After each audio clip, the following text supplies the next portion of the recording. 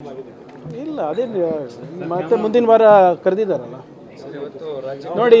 ಈಗ ಮೊನ್ನೆ ಹೋಗಿದ್ರು ತಮಗೆಲ್ಲ ಗೊತ್ತಿರೋ ಹಾಗೆ. ಆದರೆ ದೇಶದ ಮೇಲೆ ಇಷ್ಟು ಒಂದು ದೊಡ್ಡ ಘಟನೆ ನಡೆದಾಗ, ವಿದ್ಯಾರ್ಥಿಗಳ ಭವಿಷ್ಯ ಬಂದಾಗ ಆದ್ಯತೆಯನ್ನು ಅದಕ್ಕೆ ಕೊಡಬೇಕಾಗ್ತದೆ. ಭಾಳ ಸಹಾನುಭೂತಿಯಿಂದ ಸಹಕಾರ ಮಾಡಬೇಕು ಅಂತ ಕೇಳಿದ್ದಾರೆ. ಮುಂದಿನ ವಾರ ಮೋಸ್ಟ್ಲಿ ಸೋಮವಾರನೋ ಮಂಗಳವಾರನೋ ಕರೆದಿ ಬಗೆಹರಿಸ್ತಾರೆ ಅಂತ ಹೇಳಿ. ಅದೇನೋ ಇನ್ನು ಸಿ ಎಮ್ ಅವ್ರಿಗೆ ಬಿಟ್ಟಿದೆ ವಿಚಾರ. ಮೋಸ್ಟ್ಲಿ ಆಗಸ್ಟ್ ಮೊದಲನೇ ವಾರ ಎರಡನೇ ವಾರ ಸರ್. ಇವತ್ತು ಹೈಕಮಾಂಡ್ ನಾಯಕರು ರಾಜ್ಯಕ್ಕೆ ಬರ್ತಿದ್ದಾರೆ.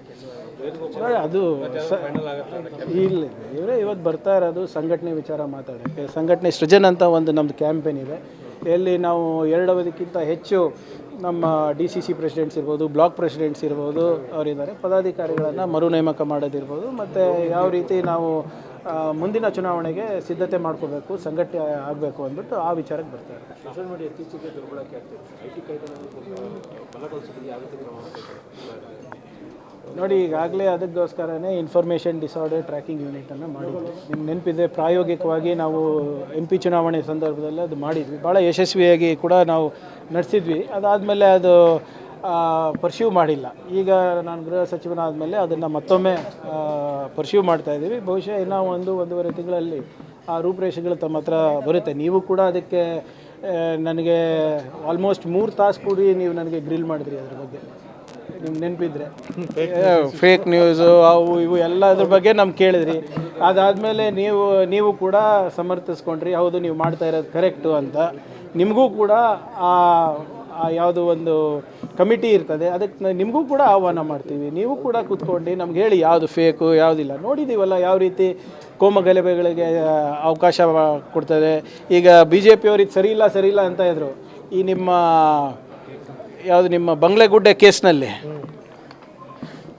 ಯಾವುದು ಹುರುಡೆ ಪ್ರಕರಣದಲ್ಲಿ BJP ಅವರೇ ಎದ್ದು ನಿಂತು ಈ ಸೋಷಿಯಲ್ ಮೀಡಿಯಾನಲ್ಲಿ ಯೂಟ್ಯೂಬ್ ಚಾನೆಲ್ಗಳು ಬ್ಯಾನ್ ಮಾಡಬೇಕಂತ ಅವರೇ ತಾನೇ ಹೇಳಿದ್ದು.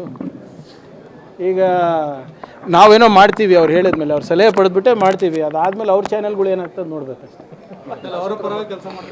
ಯಾರು ಅವ್ರು ಹೇಳಿದ್ರು. ನೋಡಿ, ನಮಗೆ ಒಳ್ಳೆ ಸಲಹೆ ಎಲ್ಲಿಂದ ಬರುತ್ತೆ ಅಲ್ಲಿ ತಗೋತೀನಿ. ಅದು ಸಲಹೆ BJPಯಿಂದ ಬಂದರೂ ತಗೋತೀನಿ, RSSಯಿಂದನೂ ಬರ್ತೀನಿ. ನಮ್ಮ ಜನರಿಗೆ ಒಳ್ಳೇದಾಗಬೇಕು. ಆದರೆ ಅವ್ರು ಕೊಡೋದಿಲ್ಲ ಅಲ್ಲ, ಇದೇನೋ ಅಪರೂಪಕ್ಕೆ ಕೊಟ್ಟಿದ್ದಾರೆ. ಸೊ ಅದನ್ನು ಸ್ವೀಕಾರ ಮಾಡ್ತಾ ಇದ್ದಾರೆ. ನೋಡಿ, ಭಾಳ ಸ್ಪಷ್ಟವಾಗಿ ಮಾನ್ಯ ಮುಖ್ಯಮಂತ್ರಿಗಳು, ನಾನು ಉಪಮುಖ್ಯಮಂತ್ರಿಗಳು ಇದ್ರ ಬಗ್ಗೆ ಸ್ಪಷ್ಟನೆ ಕೊಟ್ಟಿದ್ದೇವೆ. ಅದು ನಮ್ಮ ಸಂಸ್ಕೃತಿ ಅಲ್ಲ.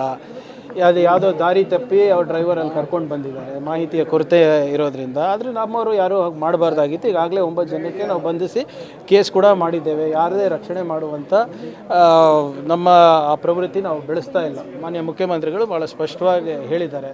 ಆದರೆ ಇವರು ಕೂಡ ಏನು BJPಯವರು ಯಾವ ವಿಷಯದ ಬಗ್ಗೆ ಪ್ರತಿಭಟನೆ ಮಾಡ್ತಾಯಿದ್ರು? ನಾವು ಕಾಂಗ್ರೆಸ್ನವ್ರು ಪ್ರತಿಭಟನೆ ಮಾಡ್ತಾ ಇದ್ದಿದ್ದು ಯಾವುದಕ್ಕೆ? ಮಕ್ಕಳ ಭವಿಷ್ಯಕ್ಕೋಸ್ಕರ, ವಿದ್ಯಾರ್ಥಿಗಳ ಭವಿಷ್ಯದ ಬಗ್ಗೆ. ಇವ್ರು ನಮ್ಮ ವಿರುದ್ಧ ಪ್ರತಿಭಟನೆ ಮಾಡ್ತಾಯಿದ್ದು, ನಾವು ಪ್ರತಿಭಟನೆ ಮಾಡ್ತಾ ಇದ್ದೀವಿ. ಇದು ಲಾಜಿಕೇ ಅರ್ಥ ಆಗಿಲ್ಲ ನನಗೆ. ಅವ್ರು ಏನಾದರೂ ನಿಜವಾಗ್ಲೂ ಕಾಳಜಿ ಇದ್ದಿದ್ರೆ ಅವರು ಕೂಡ ಪ್ರತಿಭಟನೆ ಸೇರಿಬಿಟ್ಟು ಅವ್ರ ಮಕ್ಕಳ ಭವಿಷ್ಯವನ್ನು ಸ್ಥಿರ ಮಾಡಿ. ಇದ್ರ ಮೇಲೆ ಬರೀ ಕಾಂಗ್ರೆಸ್ ವಿದ್ಯಾರ್ಥಿಗಳ ಬರಿತಾ ಇರೋದು, BJP ಮಕ್ಕಳು ಬರಿತಾ ಇಲ್ವಾ ಇದಕ್ಕೆ? ಅದರಿಂದ ಅದು ಅಂಥ ಪ್ರವೃತ್ತಿ ನಮ್ಮಲ್ಲಿಲ್ಲ. We will not encourage also.